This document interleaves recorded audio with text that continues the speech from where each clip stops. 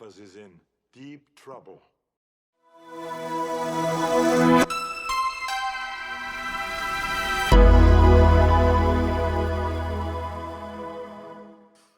Welcome back to the VHS Vault. I am VHS Jason. Next to me is the great Jason Roy Gaston. Now, Jason, we've been doing this show a while now, over 100 episodes. And I think it's fair to say there are times when we've gone back and watched these classics that were our strong belief is this movie's amazing. And at times, it hasn't turned out to be like that in 2025. Like, nostalgia plays a trick on you sometimes. It plays this devious trick of thinking that was amazing. What is this you stuff? This was your pick. Why are you trying to rope me into your This is our show. I'm just hoping you would no, every movie I have picked out has been amazing. Oh. And then you pick I doubt that very much. I doubt that very much. You pick out this one, and my first thought was, oh, I think I remember liking that whenever I was a kid. Yeah, it was kind of neat. I remember it's got the Family Feud guy on it. Yeah, maybe this will be good. And then no. Well, but here's the thing with was not. This was a movie I watched on repeat. Me and my friends as a teenager quite a lot. Like, we dug this movie as younger teens. Like, it was a good film back, and that was my memory, is enjoying the absolutely hell out of it. But decades go by, don't they? Things kind of change, and you go back and you go and go, and they don't stop rolling. Yeah, wow, this is a piece of shit. Yeah. You're being incredibly charitable. I mean, come on. Yeah, I think this you is can a at least shock, fertilize though. a field with that. What can you do with the original Running Man? We're doing the Running Man, by the way. I don't even think we said that. There we go. If the thumbnail I hadn't guessed, and yeah, we are talking about the Running Man. Which, Jason, you must admit, going into this, you probably thought, oh, this is a safe. Like in the sense of a film, oh, this is a safe film that I remember enjoying, and this would be fun to go back and have a look at. Certainly, that was thought, well, it's an Arnold Schwarzenegger movie, and an 80s Arnold Schwarzenegger movie. You have certain expectations that it's going to be cheesy, it's going to be violent, and Arnold Schwarzenegger is going to say some inappropriately funny things at inappropriate times. Yeah, it was definitely cheesy, and I most of what you said didn't happen bad, but come on. Yeah, well, Arnold Schwarzenegger puts in probably the worst performance I think I've seen in a while. Right off the bat. Right off the... I will not fire on innocent people. I will not do it. The line deliveries are just obscenely horrible. It's like he forgot how to speak English. And somebody had to sit there and say this. Repeat it word for word. I'll be... It's definitely has to do with... direction, right? Because he'd made Conan before this, he'd made The Terminator before this, he had made even Commando, which I'd always seen as one of his most cheesiest films. Yeah, this came out the same year as Predator. Look at his performance in Predator, and then look at his performance in this. Wow. Like, it's purely direction, cocaine, and cigars. It's got lots to do with this movie, I think. Probably a little bit more of one than the other, but yes, yeah. I mean, this is this is such a strange movie. It just smacks of Lloyd Kaufman, Tromaville, and even Roger Corman movies. Agreed. You just have that one nondescript set they keep running through over and over and over again. You have the cheesy special effects, the terrible dialogue, and it's not good. And I know that there are people out there thinking that we're committing blasphemy right now, but y'all, we have very different taste in movies. I like to think that I'm a little bit more tolerant of garbage than my compatriot here. This movie it's boring for one thing, it's stupid for another, and as you said, the only real reason to watch this movie is for one singular performance from a very unexpected source. Yes, Richard Dawson. Richard And Dawson. he's probably more familiar to you Americans than he is to us Aussies. Oh, he's the I host learned of Family after the Feud, fact. the guy who Was would openly yes. sexually harass women on his show. Yeah, they had to make out with him, didn't they? Yeah. And he is unbelievable in this role. He takes a real cartoon villain, and instead of trying to make it something different, he leans into it Yeah. and makes something great out of it. He goes, well, if I'm going to be that host, that really like egotistical, charismatic, cheesy guy, then by Jeebus, I'm going to do that. And yeah, and it was great. It was enjoyable. In fact, if he wasn't in this movie, I think it would have been a gaping hole even further to what you said is frankly kind of a boring film. Oh, The kills are not even that fun, Jason, when you go back and look at them. no. So it's kind of shocking. And it's very linear. That's the problem with it too. It is, they tell us they have 400 blocks of real estate, but it feels very game kind of level based, doesn't it? Because you go into that, like you said, that same room, same warehouse. I mean, just move a few crates around and put another barbed wire fence up somewhere.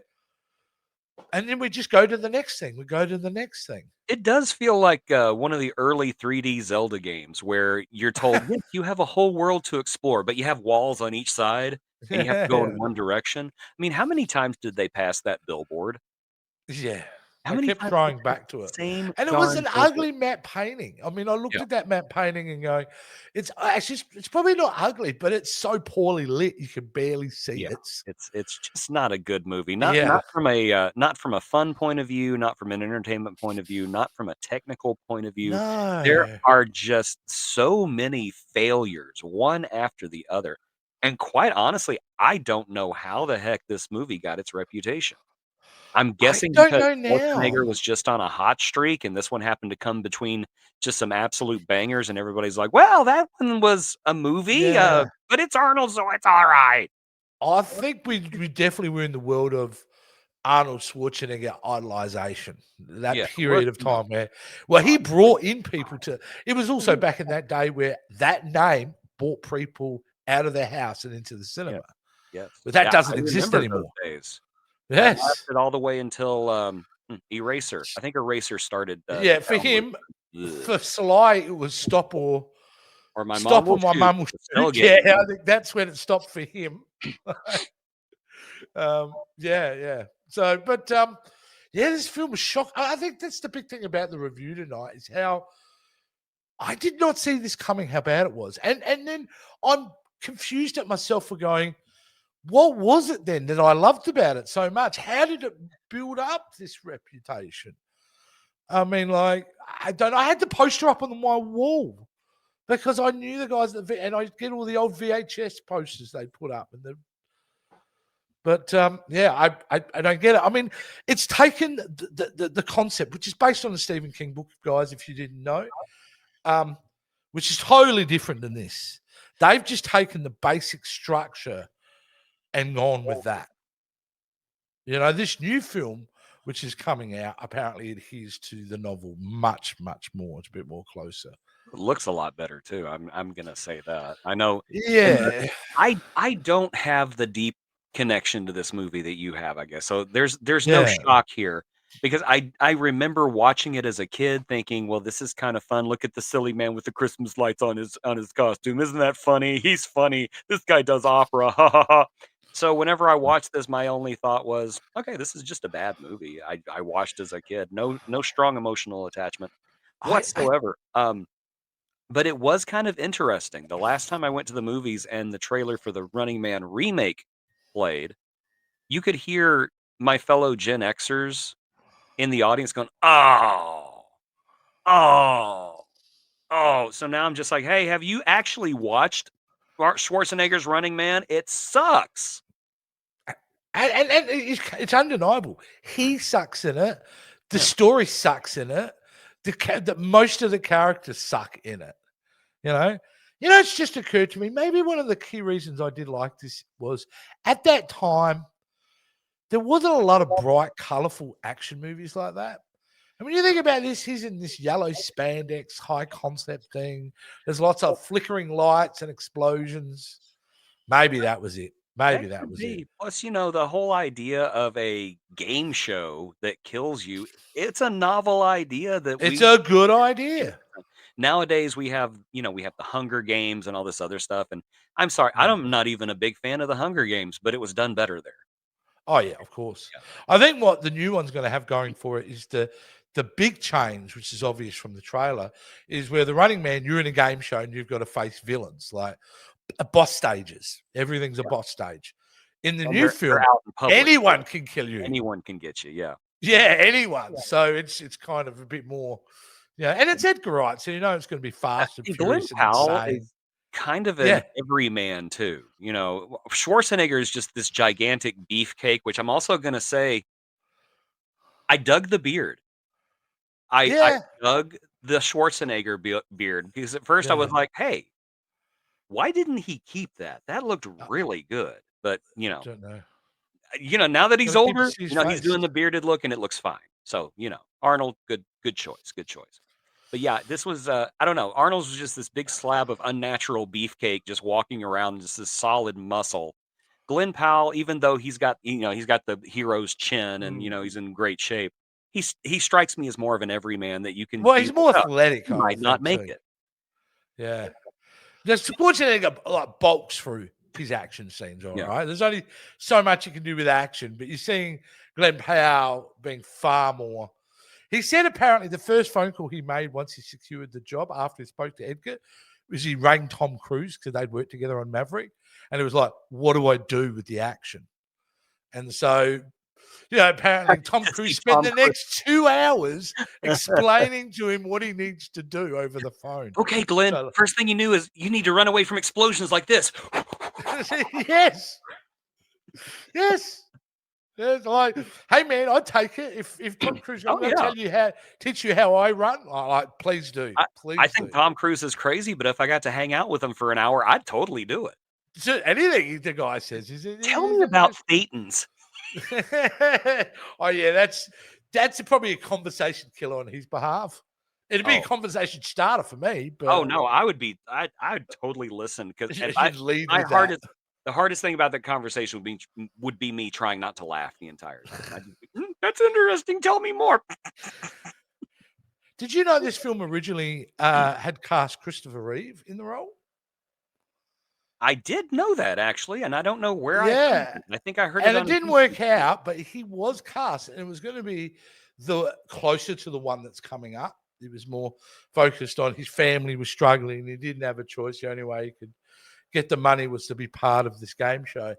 And this is also probably an example of how they didn't really know how to handle Arnold in the 80s, because as soon as he's on board, well, we've got to make it this high concept, slash bang one-liners, which there are no good ones in this. Okay, I even texted you at one point. I was like, I cannot believe they put this line in the movie. Here is Sub-Zero. Now, Plane Zero. Who wrote that? I don't know. If you're still alive, I want you to slap yourself across the face right now. It's hilarious. It's not. It's not even. It's like so hilarious bad. Because it's so bad. It's so bad. It's bad. It's just there is no redeeming that line or several of the other lines. They're just the terrible. "I'll be back" was there, and then he followed up the "I'd be back" with call back, but it's like I said I'd be back. I wouldn't want to disappoint. I'm like, Jesus, dude. Okay, come on. Dawson had the best one-liner though. Whenever he said, "I would be back," only in a rerun. Yes. Cold. So that's why Dawson is the GOAT in this movie. How does a game show host, a real-life game show host, out one-liner Arnold Schwarzenegger? That's a great point. He did. Yes, he did. Well, he out one-lined him. He also just outperformed anybody else in this movie. Anybody. So yeah, there you go. Running Man. I don't think I'd recommend at this point. I think I would wait a couple of weeks and maybe see the new one as the first time you were seeing it. How's this? I've got to mention this, by the way, Jason, because this will expose me and expose you at the same time. I'd sent you a text regarding this film going, you know what they need to do? They need to do this, but as a Batman story. Batman gets, because the public hate him, he gets caught into data, and he does villain. And you turn around and went back to me and goes, basically, it was called Arkham Asylum. And I didn't respond because in my head, I'm like, what do you think? I don't know what Arkham Asylum is? Of course I know what Arkham Asylum is. You'll have to beat that. So, I don't Arkham Asylum. So, no. But I like the idea. Arkham Asylum. It's basically the same thing. Batman has to go into Arkham Asylum and face all of his villains. Yeah. So you took my idea and reminded me there's something that was way more popular that existed and already made billions and billions of dollars. Oh, yeah. Here's something I found out that I thought was really interesting. The dance number with the dancers before Arnold is brought out. Yeah, what is the deal with them? Okay. It was choreographed by Paula Abdul. Oh, okay. I just think that's amazing. They stood out. They did, yeah. I thought it was great. They stood out. So yeah, good on you, Paula. Oh, I wonder what she thinks when she walked onto set of that. She's like, oh my. And of course, the leader of the underground, Mick Fleetwood from Fleetwood Mac. Yes, of course. So with a little bit of makeup, I think, a little bit of makeup effects. And Arnold Schwarzenegger and Jesse Ventura are in this movie, which puts this movie in the elite club of movies that star more than one future state governor of the United States. That's insane. Hey, I do got to say, the idea, which was so poorly executed, but the idea that we were flashing to backstage to where the other warriors were hanging out, like there was a good idea there as we're seeing them slowly. And we got little moments there where some of them are starting to realize, oh, I'm going to have to face this dude. I just didn't pull it off well. It would have been a lot more to mine there to see see some of them who are getting angry and some who are just like folding. I did like the electric guy. I can't remember his name, but whenever he's like pinned in the car and he's yelling, cut. Yeah, cut. Throw to commercial. Yeah, throw to commercial. I thought that was really good. And of course, I don't know. My favorite part in that whole movie was the grandmother. They're like, who do you think is going to get the next kill? Well, I think that the next kill is going to be done by Arnold Schwarzenegger. You can't bet on him. Oh, yes, I can. I can bet on whoever I want. Arnold Schwarzenegger is going to get the next movie. Now I'm going to say something dirty because it's funny when it comes out of the mouth of an old woman. Did you notice something in this movie about technology? And you were going, this idea seems so ridiculous, but actually we can do this. And that is where they were digitally generating scenes that didn't happen. Oh, so they're doing AI. They were using AI, and I'm like, they must be using like Sora too. I did notice the AI. Yes, that was. Yeah, and I'm like, wow, isn't that fascinating? They did that kind of back there. And you know, that I also will say, I don't mind the couple of the ideas what it's talking about. Yeah. There are messaging there that is good messaging about government controlling state media and things like that happen, and society's primal urge, the need for violence and all that. It's just unfortunately you have to dig a lot to even for that to be really recognizable. But